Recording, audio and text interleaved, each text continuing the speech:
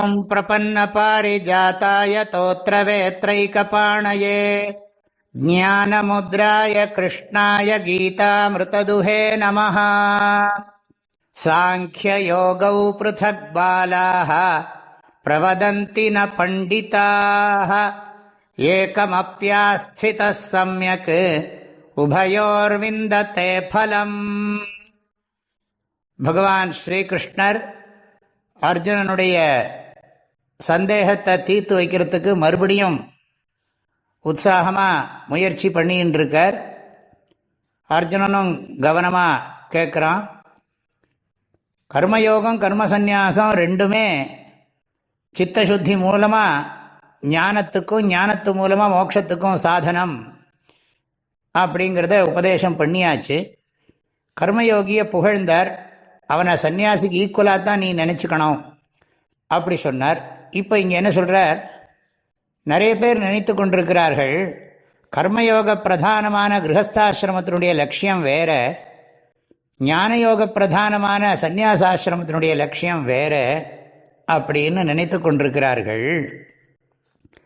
ஆனால் ரெண்டு பேருடைய லட்சியமும் மோட்சம்தான். ஆக கிரகஸ்தாசிரமத்தில் இருக்கிற கர்மயோகியினுடைய லட்சியம் மோட்சம்தான், சந்நியாசிக்கும் மோட்சம்தான் லட்சியம். லட்சியத்தில் பேதம் கிடையாது. இவன் சித்தசுத்தி அடைஞ்சு தேவைப்பட்டால் சந்நியாசம் பண்ணி ஞானத்தை அடைஞ்சு மோட்சம் அடையலாம், இல்லை சந்நியாசம் பண்ணாமலேயே ஞானத்தை அடைஞ்சு மோட்சத்தை அடையலாம் அப்படிங்கிறத நம்ம திரும்ப திரும்ப சொல்லிட்டு தான் இருக்கோம். ஆனால் சில பேருக்கு இது வேற அது வேற அப்படிங்கிற எண்ணம் இருக்கு. அப்படிங்கிறத இந்த இடத்துல வேதவியாசர் ஸ்ரீகிருஷ்ணார்ஜுன சம்வாத ரூபத்தில் நமக்கு புரிய வைக்கிறார். பாலாக சாங்கியயோகௌ பிருதக் இதி பிரவதந்தி. பாலாகன்னா சாஸ்திரத்தை நன்றாக புரிந்து கொள்ளாதவர்கள், நன்றாக விசாரம் பண்ணாதவர்கள், சாங்கியம் வேற யோகம் வேற அப்படின்னு நினைக்கிறார்கள். பண்டிதாக ந பிரவதந்தி, பண்டிதர்கள் அப்படி சொல்ல மாட்டார்கள். நன்றாக சாஸ்திரத்தை புரிந்து கொண்டவர்கள் கிரகஸ்தாசிரமத்தினுடைய லட்சியம் வேறு, சந்நியாசாசிரமத்தினுடைய லட்சியம் வேறு அப்படின்னு சொல்ல மாட்டார்கள். இதை சாஸ்திர ரீதியாக பார்க்கணும். நம்ம இப்போ இருக்கிற கிரகஸ்தாசிரமம் சந்நியாச அர்த்தத்தில் பார்க்கக்கூடாது. ஏன்னா அந்த காலத்துலலாம் கிரகஸ்தாசிரமெல்லாம் ஞானத்தோடு தான் வாழ்ந்திருக்கிறார்கள், என்ன லட்சிய நிச்சயத்தோடு தான் வாழ்ந்திருக்கிறார்கள். அந்த அர்த்தத்தில் புரிஞ்சுக்கணும். ஆக சாங்கிய யோகம், சாங்கியம்னா சந்நியாசம், யோகம்னு சொன்னால் கர்மயோகம், இது ரெண்டும் வேற வேற பலனை கொடுக்கறது அப்படின்னு நினைக்கிறார்கள். ரெண்டுக்குமே சித்தசுத்தி தான். சித்தசுத்தி அடைஞ்சவன் தான் சந்நியாசம் பண்ண முடியும். இதை இன்னும் அடுத்த ஸ்லோகத்தில் சொல்ல போகிறார், அதை நம்ம பார்க்க போகிறோம். ஆக பண்டிதாக ந பிரவதந்தி பாலாக வதந்தி. சாங்கிய யோகௌ பிருதக் பாலாக பிரவதந்தி ந பண்டிதாக. பண்டிதர்கள் அப்படி சொல்ல மாட்டார்கள். விஷயம் தெரிந்தவர்கள் வேற வேறேன்னு சொல்ல மாட்டார்கள். ரெண்டுக்கும் அதான் லட்சியம். நல்ல கிரகஸ்தாசிரமத்தில் இருக்கக்கூடிய கர்மயோகி தான் உத்தமமான கர்ம சந்நியாசியாகவோ அல்லது பிரம்மச்சரியாசிரமத்திலிருந்தே சந்நியாசத்துக்கு போகக்கூடிய குழந்தைகளையோ கொடுக்க முடியும். வேற யாரும் அப்படி பண்ண முடியாது, ரொம்ப கடினம் அது. ஆக பண்டிதர்கள் அப்படி சொல்றதில்லை. ரெண்டாவது வரியில் சொல்றார், ஏகமப்யாஸ்தித சம்யக்கு.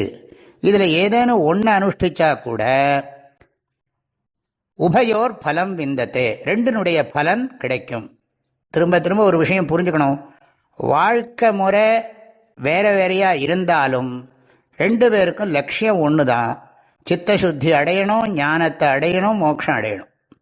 அகம் பிரம்மாஸ்மிங்கிற ஞானமே மோட்சம், அதுதான் அத்வைத சித்தாந்தம். ஆகவே ஞானத்தினால மோட்சம்னு அர்த்தம் இல்லை, ஞானமே மோட்சத்தை பற்றின ஞானம்தான். ஆக ரெண்டுக்கும் ஒரே லட்சியம்தான். அதில் ஏதேனும் ஒன்று அனுஷ்டிச்சா கூட ரெண்டினுடைய பிரயோஜனம். ரெண்டினுடைய பிரயோஜனம்னா என்ன அர்த்தம்?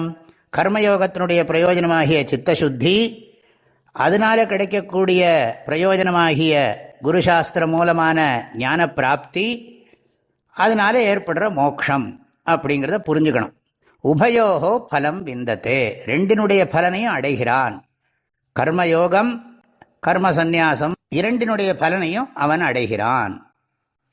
இதுதான் இந்த ஸ்லோகத்தினுடைய விஷயம். தொடர்ந்து படிக்கிறதுக்கு பகவான் அனுகிரகம் பண்ணட்டும். சாங்கியயோகௌ ப்ருதக் பாலாः பிரவதந்தி ந பண்டிதாः ஏகமப்யாஸ்திதः சம்யக் உபயோர் விந்ததே பலம். எல்லோருக்கும் பரிபூர்ணமான ஆசீர்வாதங்கள், மனமார்ந்த நல்வாழ்த்துக்கள். ஹரி ஓம்.